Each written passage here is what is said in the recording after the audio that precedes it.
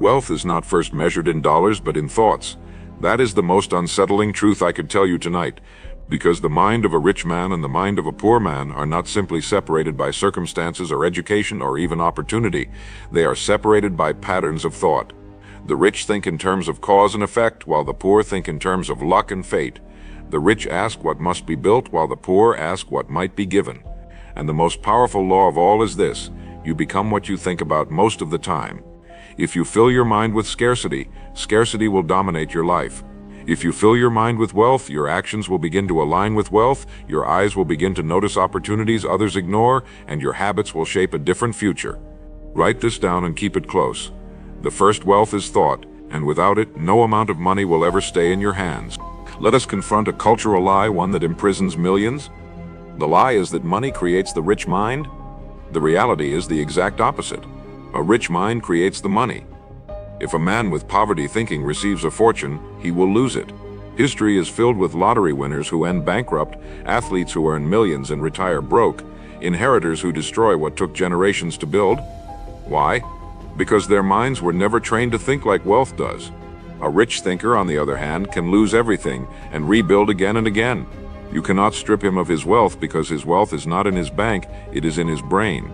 If you want proof, consider how many self-made millionaires went bankrupt once, twice, even 3 times before they struck success that lasted. They had learned how to think like the rich, and so the money was bound to return. So I ask you, have you trained your mind to hold wealth? Or do you still chase wealth with the mind of a beggar? Now consider how a farmer thinks. He never expects a harvest without planting seeds. He never expects results overnight. He works the soil, he waters, he waits. He knows that the invisible law of growth is at work. And yet millions live their lives in denial of this law, believing that wealth should appear without thought, without discipline, without the sowing of mental seeds. They consume ideas of poverty, complaints, gossip, fear of failure, and wonder why their lives are barren. But a farmer knows better. He protects his field from weeds. He removes stones. He chooses his crops deliberately. That is exactly what training your mind to think like the rich requires. You must uproot the weeds of scarcity. You must guard against the stones of fear. And you must choose carefully the seeds you plant in your imagination. If you do not, someone else will plant them for you, and the harvest will not be yours. There is another false belief, and it is this, that the rich are selfish. But the rich mind does not obsess about taking, it obsesses about creating. It asks what can be built, what can be solved, what can be improved. A man who thinks like the rich is not consumed by envy, for envy sees only what another has, while wealth thinking sees what can be produced. This shift in perspective is subtle, yet decisive. Poverty thinking says, why don't I have what he has? Wealth thinking says, how can I create something that serves? Poverty thinking waits for permission. Wealth thinking acts with initiative. Poverty thinking says, one day maybe. Wealth thinking says, today I begin. If you find yourself comparing constantly, stop. Comparison is the language of poverty. Creation is the language of wealth. Tonight, ask yourself honestly, am I envious or am I creative? The answer will tell you where your future is headed. Delay is not denial. Repeat it aloud with me. Delay is not denial. Every wealthy mind understands this truth. Because while the poor mind complains at every setback, the wealthy mind interprets setbacks as training. Wealthy thinkers see resistance as proof of progress. When a door closes, they do not sit and mourn it. They search for the next door, or they build one themselves. This is why the rich seem unstoppable. They know that no failure is final unless you accept it as final. They know that rejection is information, not condemnation. And they know that patience is not weakness, but power. If you are in a season of waiting, hear me clearly. Your delay is not denial. It is preparation. If you believe this truth, write it in the comments. I am being prepared. Say it out loud. I am being prepared. Because the declaration you make to yourself will shape the reality you build. So how do you train your mind to think like the rich? Begin with a simple but profound action. Take out a sheet of paper tonight and write this line across the top. I am becoming what I think about. Then beneath it, write the kind of person you want to become. Not the money you want, not the possessions you dream of, but the identity you wish to carry. Do you want to think as a builder, a creator, a disciplined worker, a problem solver? Write it down. And then ask yourself each morning, what thoughts did I plant yesterday? What thoughts will I plant today? Because wealth is not a destination, it is a mental routine. And just as exercise trains the body, deliberate thought trains the mind. Another truth you must engrave into your heart is this: comfort is the enemy of wealth. The poor mind seeks ease, shortcuts, entertainment, and escape. The rich mind seeks challenge, growth, responsibility, and contribution. This is why many people who earn sudden wealth destroy themselves. They mistake comfort for achievement. But comfort corrodes ambition. It drains creativity. It lulls the mind into complacency. If you would train your mind to think like the rich, you must learn to see discomfort not as punishment, but as progress. Write this declaration somewhere you can see it every day. Discomfort is my trainer. Say it with me now. Discomfort is my trainer. The more you repeat it, the more you will begin to associate the struggle you face with the growth it creates. Let me give you a practical assignment. Tonight, write down 3 ways your current challenges are shaping you. Maybe your financial hardship is teaching you discipline. Maybe your lack of resources is teaching you creativity. Maybe your failures are sharpening your focus. Whatever they are, write them down. Because when you can see the value in your struggles, you will stop running from them. And when you stop running from them, you will begin to transform them. This is the secret the rich know. They turn obstacles into assets. They see difficulties not as dead ends, but as doorways. And once you master that shift, nothing can keep you poor. At the end of this first step, I want you to carry a law within you, a law that will become the cornerstone of everything we build in the parts to come. The law is simple but unbreakable. Thoughts are wealth. Actions are the harvest. Say it aloud now. Thoughts are wealth. Actions are the harvest. Write it in your notebook. Write it in the comments. Write it in your heart. Because until you accept this law, you will never truly understand what separates the rich from the poor. You are not simply chasing wealth. You are becoming wealth. And the first place it begins is in your mind. So let us begin this journey together with clarity, conviction, and the declaration that will guide you forward. I am wealth in thought and wealth in action. The mind is like a field, and every day you are planting seeds in it, whether you realize it or not. Some plant weeds of doubt, envy, fear, and complaint, and then wonder why their harvest is barren. Others plant seeds of vision, discipline, creativity, and service, and though their growth may be slow, their harvest becomes abundant. This is why I say to you with certainty that wealth is not a matter of luck. It is not even a matter of hard labor alone. It is a matter of thought directed with intention. The poor man can work 10 hours a day with his hands, but if his mind remains poisoned by weeds, his hands will only build what others own. The rich man begins by planting deliberately in his mind, and his labor flows from the harvest of thought. Do not despise the small seed. Do not overlook the invisible planting. For every fortune begins with a single dominant thought, repeated until it becomes law within the subconscious. There is an enemy you must confront if you wish to think like the rich. That enemy is impatience. Poverty thinking demands results. Now, it insists on immediate gratification. It confuses motion with progress. But wealth thinking understands that timing is as important as effort. A builder may lay brick after brick, but if the foundation is not cured, the wall will crumble. A farmer may rush his harvest, but if the crop is not mature, the fruit will rot. And so it is with your wealth. You must learn to trust the law of gestation, the unseen process by which ideas ripen, by which plans mature, by which the mind prepares to receive abundance. Impatience whispers that you are behind, that you must rush, that you cannot afford to wait. But I tell you the truth, impatience is poverty in disguise. The man who yields to it will always be enslaved by it. Write this declaration on your page and speak it aloud now. I trust the timing of my vision.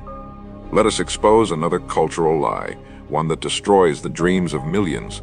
The lie is this: only special people succeed. The truth is far more empowering. Success is not reserved for the gifted, the well-connected, or the fortunate. It belongs to anyone who disciplines their mind. The rich are not a separate species. They are ordinary men and women who learn to think differently. They train their thoughts like a soldier trains his body, like an athlete trains his reflexes, like a craftsman trains his hand. If you are willing to discipline your mind, you too can rise. Consider this: the wealthy 1% is not defined by race, gender, or background. It is defined by mental habits. And habits can be learned, trained, and repeated until they are natural. You must never again tell yourself, I am not special. You are as capable as anyone who has ever lived. The difference is not who they are, it is how they think. Now let us turn to the subject of fear. Fear is the most common seed planted in the human mind, and it is the most destructive. Fear keeps men from investing. Fear keeps women from speaking. Fear keeps entire generations enslaved to mediocrity. The rich mind, however, does not deny fear. It confronts it. It interprets fear not as a signal to retreat, but as a signal to prepare. It uses fear as fuel. A man who fears failure may avoid risk altogether, but a wealthy thinker uses that same fear to sharpen his plan, to strengthen his resolve, to demand greater precision. Fear never disappears, but when you train your mind, fear becomes your servant, not your master. Say this aloud with me: fear is my teacher, not my prison. Write it on your notepad now, because until you redefine fear, you will never advance beyond it. I want you to practice a simple exercise. Tonight, when you lie down in bed, before you close your eyes, I want you to visualize the life you wish to create. Not the vague dream, not the blurred fantasy, but the specific picture of who you are becoming. Imagine the office where you work, the people you serve, the way you dress, the way you speak. See it clearly. Then hold that image for at least 5 minutes before you sleep. Why? Because the last thoughts you hold before rest are the seeds planted deepest in the soil of your mind. Do this for 30 nights, and you will discover a strange and powerful shift. Your mornings will carry the imprint of wealth. Your actions will bend toward the vision you rehearsed. This is no magic trick. It is law.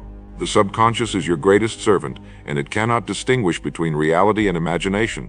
Plant the vision, and it will work tirelessly to make it real. But here is a dangerous truth that most never admit. Most people sabotage their wealth because they cannot endure solitude. Wealthy thinking requires silence. It requires stepping away from the noise of the crowd, the endless chatter of gossip, the distraction of trivial entertainment. Poverty thinking thrives in groups, in comparison, in endless conversation about nothing. But wealth thinking is cultivated in solitude, in reflection, in journaling, in deep thought. The man who cannot spend time alone will never master his mind. If you wish to think like the rich, schedule solitude as deliberately as you schedule meals, for solitude is food for the mind. In silence, your deepest ideas surface. In silence, your greatest visions are born. If you believe you can embrace solitude as your strength, write in the comments, "I am stronger in silence." The wealthy also practice one habit relentlessly, and that is gratitude. Gratitude seems too simple, too soft, too easy, but gratitude is wealth thinking in its purest form. Poverty thinking complains about what is missing. Wealth thinking gives thanks for what is present, and in so doing expands it. Gratitude shifts your focus from lack to abundance, from envy to creativity, from despair to possibility. Every morning before you leave your home, write down 3 things you are thankful for. It may be your health, your family, your skills, or even your struggles. By doing this, you are training your mind to notice wealth in all its forms, and that awareness itself creates more. Say this declaration now: I see wealth everywhere. Repeat it until it becomes your lens. Because the eyes of gratitude will always discover what the eyes of complaint cannot see. Another action I want you to take is this. Begin keeping what I call a wealth journal. Each day, write down one lesson you learn about money, about opportunity, or about human behavior. Over time, this journal will become your greatest treasure. It will record the evolution of your thinking. It will expose your old patterns and reveal your new ones. The poor consume information passively and forget it. The rich capture information deliberately and apply it. The difference may seem small, but the results are immense. Imagine if for 1 year you recorded a single lesson each day. At the end of that year, you would hold in your hand a book of 365 principles that reflect your own journey. That is wealth. That is thinking like the rich, and no one could ever take it from you. I will leave you with a law to engrave upon your heart. The law is this: what you hold in your mind, you hold in your hand. Say it out loud now. What you hold in your mind, you hold in your hand. Write it on your paper, write it in the comments, write it in your soul. Because everything you wish to possess begins in thought. You must think it before you can build it. You must build it before you can hold it. And if you discipline your thoughts to think like the rich, it is only a matter of time before the harvest arrives. Declare with me now: I think as the rich think. I live as the rich live. I am rich in mind and in action. Most people do not fail because they lack ability. They fail because they have never learned how to think about money the way the rich do. They see money as an end in itself, a finish line, a prize. But the rich see money as a tool, as a servant, as a symbol of the value they create. This is the first great divide in thinking. If you chase money as a prize, you will always be in pursuit, always one step behind, always desperate. But if you view money as a tool, you will begin to see that the real pursuit is mastery of self, mastery of service, mastery of thought. And when you master these, money follows like a shadow follows the body. Do not worship the shadow. Learn to walk with strength and direction, and the shadow will never leave you. The poor man asks, "How much will I earn?" The rich man asks, How much value can I give? That is the difference between consumption thinking and creation thinking. Poverty asks what it can take. Wealth asks what it can build. And because of this, the poor are enslaved to wages while the rich are liberated by contribution. If you want to train your mind to think like the rich, shift your questions. Stop asking, how much will I get? Start asking, what can I create that others will gladly pay for? One is the language of desperation, the other is the language of dominion. Tonight, write down 3 ways you can add value to the life of another person this week. It may not make you rich overnight, but it will plant in your mind the habit of wealth, and habit is destiny. But here lies the inner enemy you must confront: self-doubt. Self-doubt tells you that your ideas are too small, your efforts are too late, your voice is unworthy. It whispers that others are better, faster, smarter, more deserving. And because of this whisper, millions silence their creativity before it is ever spoken. But hear me, every fortune began with an idea that seemed too small. Every empire began with a seed of doubt that had to be overcome. Wealthy thinking does not deny doubt, but it answers it with action. The antidote to self-doubt is simple: move forward anyway. The mind of the rich is not void of fear or insecurity, it is disciplined to act in spite of them. Repeat this with me now: I move forward despite doubt. Write it down and keep it close. For the moment you obey this declaration, you will already be ahead of 90% of people who let doubt freeze them. Think of the ship at sea. A vessel with a rudder will reach its port, though storms toss it and winds oppose it. But a ship without a rudder will drift endlessly, vulnerable to every tide, every wave, every current. That is the difference between a life guided by goals and a life left to chance. The rich think in goals, the poor think in wishes. The rich decide a destination, the poor drift hoping to arrive somewhere good. Which one are you? Tonight, write down your definite goal for the next 5 years. Be precise, see it clearly. Wealthy thinking is guided thinking, and guided thinking requires clarity. Do not wait for luck to carry you. Choose your port, set your rudder, and the winds of life will serve you instead of destroy you. There is another cultural lie to dismantle. You have been told that working harder automatically makes you richer. That is false. If effort alone produced wealth, every laborer would be wealthy. Every man and woman who sweats would be free. Every back bent under toil would stand tall with abundance. But they do not. Why? Because wealth does not come from effort alone. It comes from directed effort, leveraged through the mind. The man who digs with his hands may produce a hole. The man who thinks with his mind may produce a machine that digs 10,000 holes. The poor glorify toil, the rich glorify leverage. You must begin to ask not only, how can I work harder, but how can I think smarter? That question is the beginning of wealth thinking. Let me give you a practice that will separate you immediately from the masses. Each morning, take 10 minutes to write down solutions to problems. They can be your problems, your community's problems, or problems of the world. Do not censor yourself. Do not judge your ideas. Simply write, because in this exercise, you are training your mind to think like wealth does, as a solver, as a creator, as an innovator. After 30 days, you will have 300 ideas. Some will be useless, some will be impractical. But even if 1 in 100 is powerful, it may change the course of your life. Wealth is not found by waiting, it is discovered by seeking, and the act of seeking itself reshapes your mind into a wealth engine. Another truth the rich understand is that environment shapes destiny. If you spend your time among complainers, you will inherit their complaints. If you surround yourself with dreamers who never act, you will inherit their excuses. But if you place yourself among builders, strivers, creators, you will be forced to rise. The poor mind believes environment does not matter. The rich mind guards environment as sacred. Choose carefully who you let into your circle. The people around you are either anchors or sails. They either drag you down or they lift you forward. If you believe you are ready to choose sails over anchors, write in the comments, I surround myself with strength. And remember this law, you will always become like the company you keep. But here's the deeper danger. Some believe that training the mind is unnecessary, that success is purely external. They believe it belongs to circumstance, to opportunity, to the market. But this is blindness. For 2 men can face the same market, the same opportunity, the same environment, and one will build a fortune while the other collapses. Why? Because of thought, because of mindset, because one trained his inner world while the other neglected it. Never forget this law. Outer wealth mirrors inner wealth. Say it with me now. Outer wealth mirrors inner wealth. Write it down, repeat it, engrave it upon your mind, because the moment you believe it, you will stop blaming what is outside and begin mastering what is within. At the close of this part, I want you to repeat one declaration that will guide your next steps. Speak it aloud, write it down, make it yours. I am a creator of value. I am a solver of problems. I am a builder of wealth. This is not merely affirmation, it is training. It is planting. It is programming your mind to operate as wealth does. And the more you repeat it, the more your actions will align. Remember, thought is the seed, action is the harvest.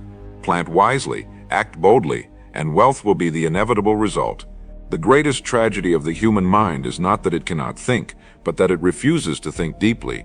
Most people surrender their most powerful tool to the noise of the world. They let television, gossip, social media, and advertising do their thinking for them. And so they wonder why their lives reflect chaos, distraction, and poverty. The rich refuse this surrender. They guard their thoughts like treasure. They know that what enters the mind shapes what exits the life. A man who allows poison into his mind will see poison in his results. A man who feeds his mind with strength, clarity, and vision will see those qualities reflected in his destiny. Ask yourself right now, what are you feeding your mind each day?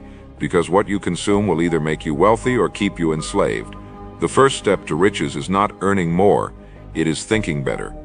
You must also confront the subtle trap of comparison. Comparison is the silent thief that robs men of peace and focus.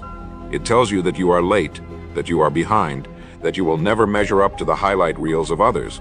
But comparison is a lie. It distracts you from your own race, your own pace, your own calling. The rich do not waste their mind on envy. They do not measure their worth against the temporary flash of another.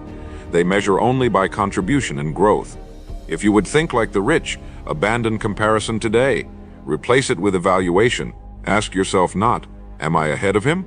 But am I ahead of who I was yesterday? That is the only standard that matters.